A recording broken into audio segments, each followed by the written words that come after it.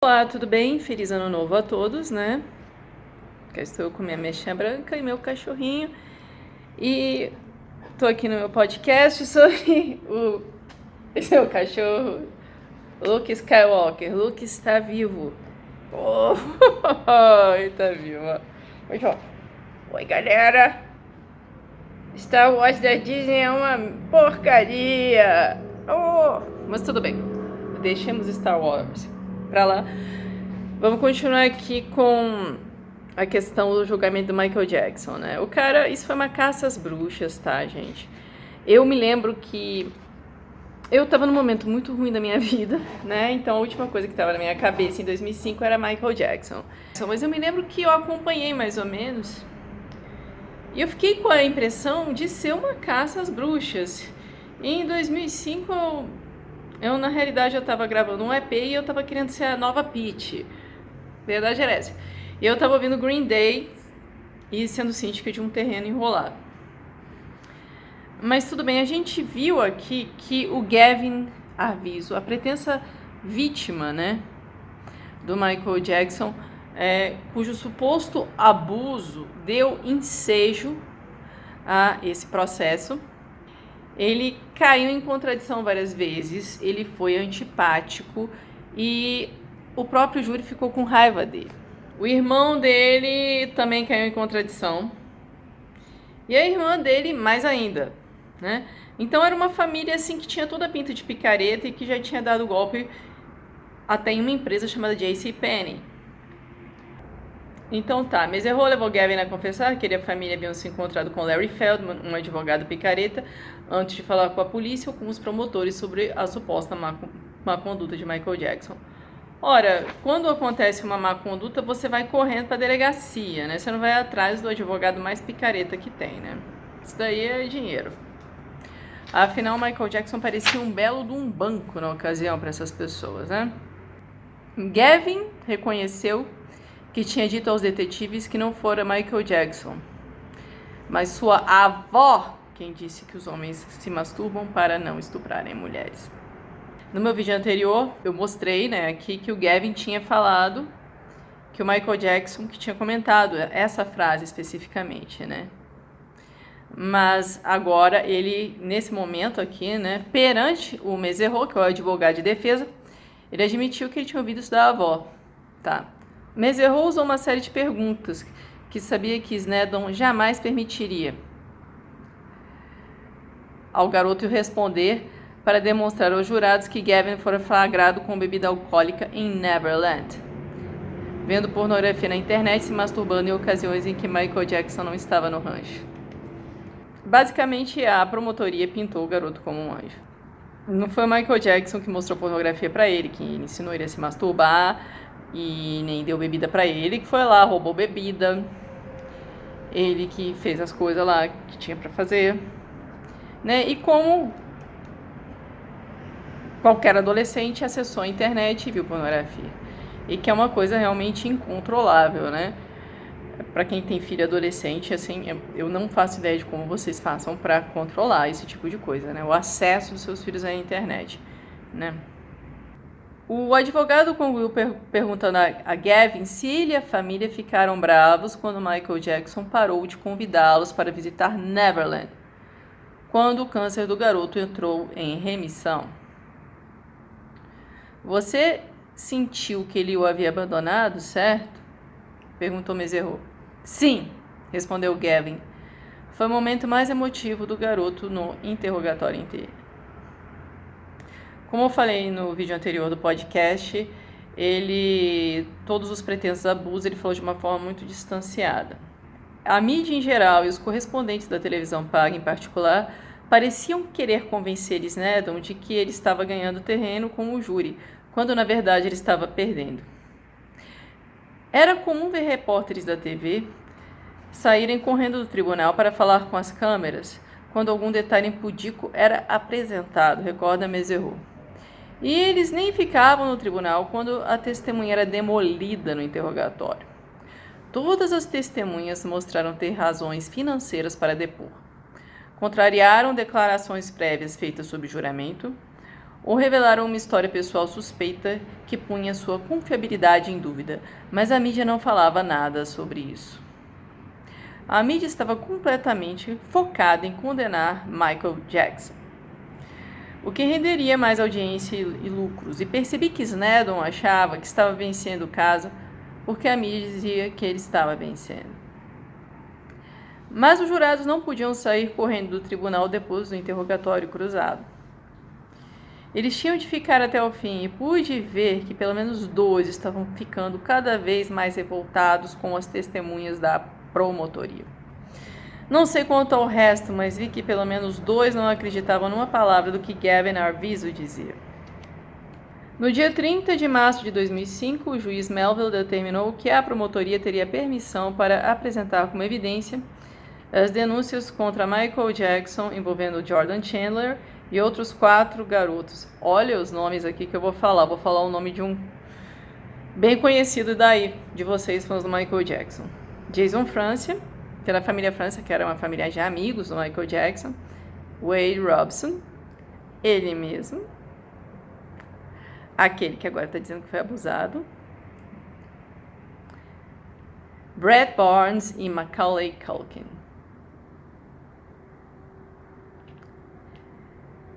Eu sabia que 3 daqueles garotos, Robson, Barnes e Macaulay Culkin, não testemunhariam para a promotoria, recorda Meserro. E eu não estava muito preocupado com Jason Francia, mas Jordan Chandler, essa era uma grande preocupação. Eu sabia que o resultado do caso talvez dependesse dos jurados acreditarem ou não que Michael Jackson tinha molestado Jordan Chandler.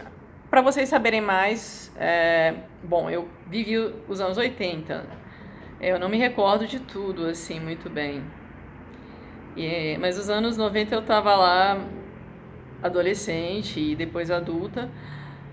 Então, eu me lembro quando ocorreu esse caso do Jordan Chandler. Eu estava na escola, foi um negócio assim que foi um grande sensacionalismo na ocasião, né? Era toda hora na TV falando, E o Jordan Chandler sumiu. Ninguém sabe onde está o Jordan Chandler, né? Tem o Danny Wu, que é um documentarista e youtuber, né? Canadense. Ele fez o Square One sobre esse caso do Jordan Chandler. E é interessante que antes do caso Jordan Chandler, o Michael Jackson ele era considerado um cara tipo um personagem assexuado. Ele era considerado assim meio infantil e assexuado. Era uma imagem que era vendida, né? Claro que um homem é um homem, etc. Mas era aquilo que passavam dele. E ficou todo mundo chocado quando apareceu esse Jordan Chandler falando essas coisas, né? Todo mundo ficou, o quê? Como? Eu não acredito. Você tá falando isso realmente desse cara aí?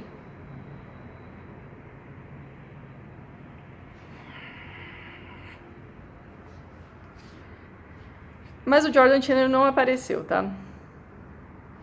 Meserro estava ciente do grande esforço da promotoria para transformar Jordan Chandler numa testemunha contra Michael Jackson. Ninguém fora do escritório do promotor sabia que Zonen, que é um dos assistentes da promotoria, não tinha sido bem sucedido em contratar Chandler. E tanto a defesa como a mídia desconheciam o fato de que os promotores do condado de Santa Bárbara conseguiram fazer com que o FBI os ajudasse. Em junho de 2004, Zonen e outro promotor designado para o caso, Gordon Auchincloss, pegaram um voo até a Virgínia para se encontrarem com agentes da Unidade de Análise Comportamental da FBI, para perguntar se o serviço poderia se envolver no caso contra Jackson e talvez até iniciar um processo federal. Depois de uma reunião no dia 30 de agosto de 2004 entre agentes da Unidade de Análise Comportamental e os promotores de Santa Bárbara, como relatado por um memorando do FBI de 2 semanas depois, ficou combinado que o agente do FBI em Santa Maria abriria um caso. Em setembro, 2 agentes do FBI se encontraram com Jordy Chandler, que na época tinha 29 anos, num hotel em Nova York, mas o jovem ainda estava tão decidido a não aparecer no julgamento de Michael Jackson quanto na ocasião do encontro com Zonen. Segundo o relatório arquivado pelos agentes, Jordi disse que não tinha nenhum interesse em testemunhar contra Michael Jackson e sugeriu que lutaria juridicamente contra qualquer tentativa de obrigá-lo a fazer isso. O tio do George Chandler está aqui, né? É citado. Eu acho que George não estava preocupado em se justificar ou com o que as pessoas poderiam achar dele. Estava preocupado em ser deixado em paz, ficar seguro. Eu não sei, talvez ele realmente não queira perder os milhões que ele ganhou, né? Então, seguindo mais adiante, né? Eles não conseguiram falar com o Jordan Chandler, e lá nos Estados Unidos tem essas coisas que você consegue...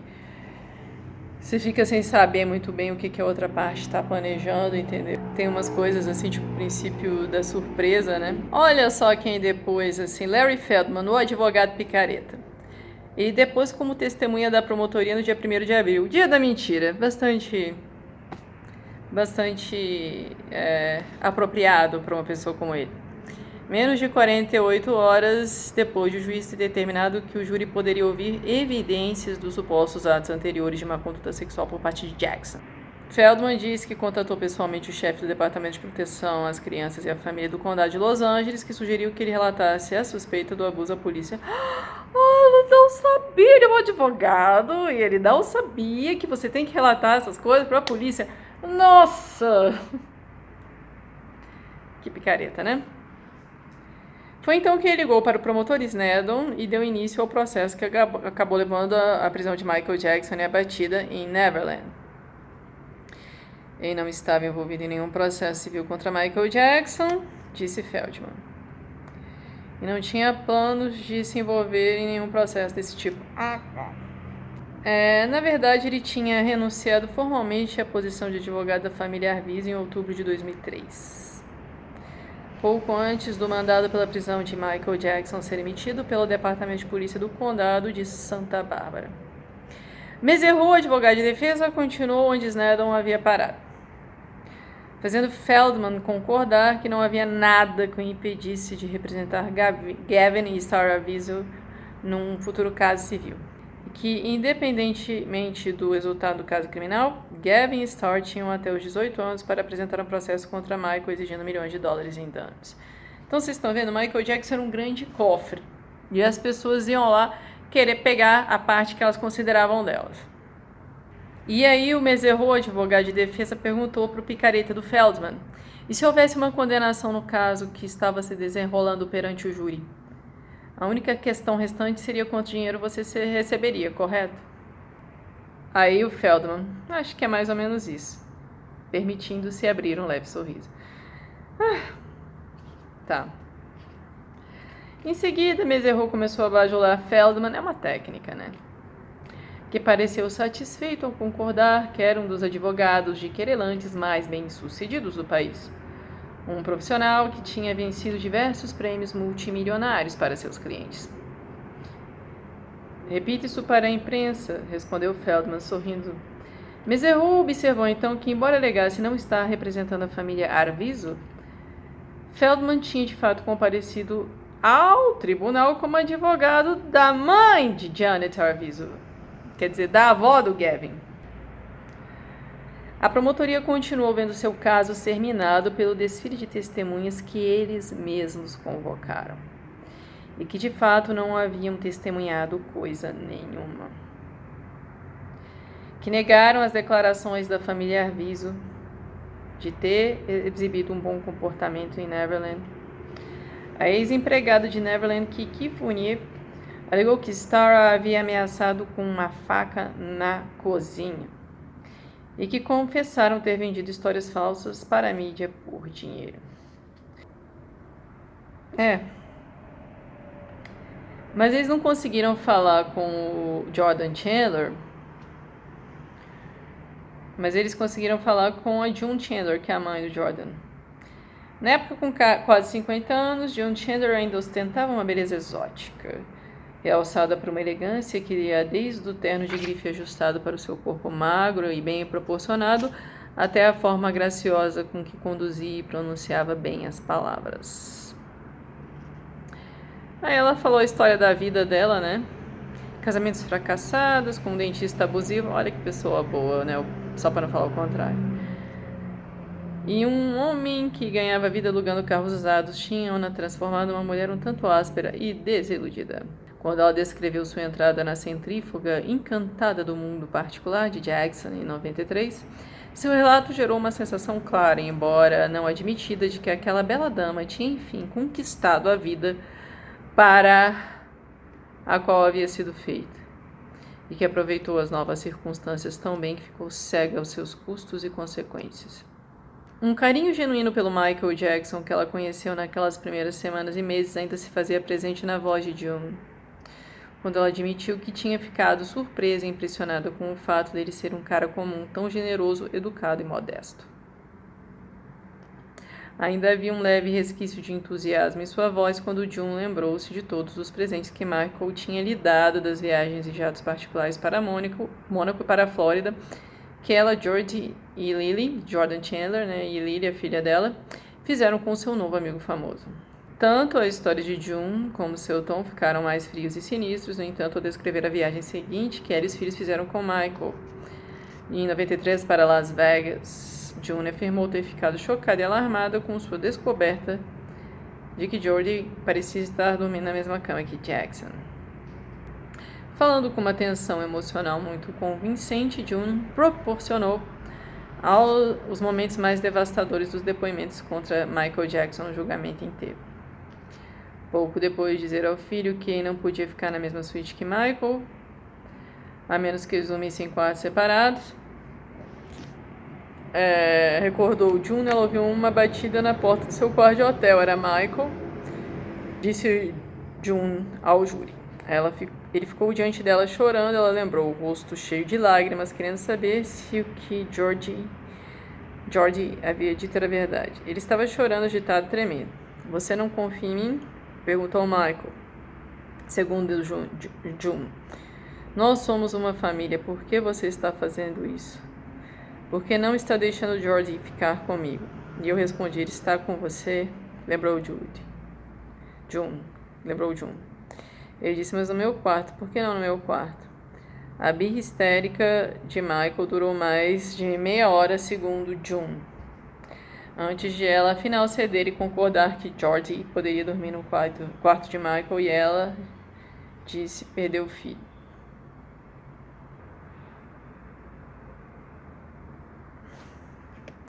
É uma história meio estranha, esquisita, né? Não sei. Mas tudo bem. Ela ainda não foi questionada em nada. Ela ainda não foi encarada. A ferocidade gélida com a qual Meserrow, advogado de defesa, atacou a mulher no banco das testemunhas foi uma transição abrupta e surpreendente da adoração com a qual Snedden, claramente encantado, havia coberto June Chandler.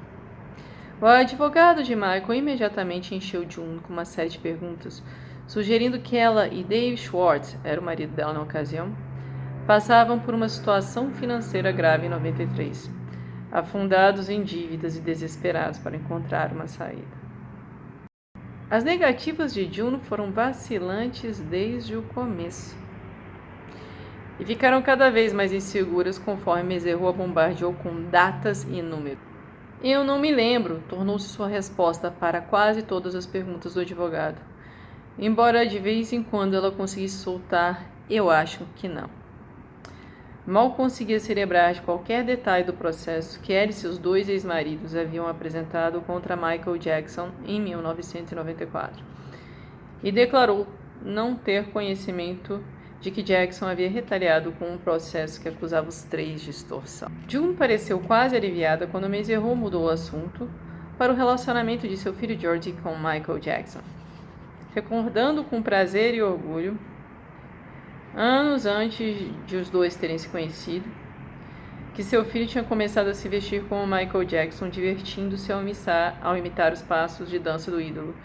Bom, eu acho que uma mãe não ficaria feliz em se lembrar dessas coisas se realmente tivesse ocorrido o abuso, não é mesmo?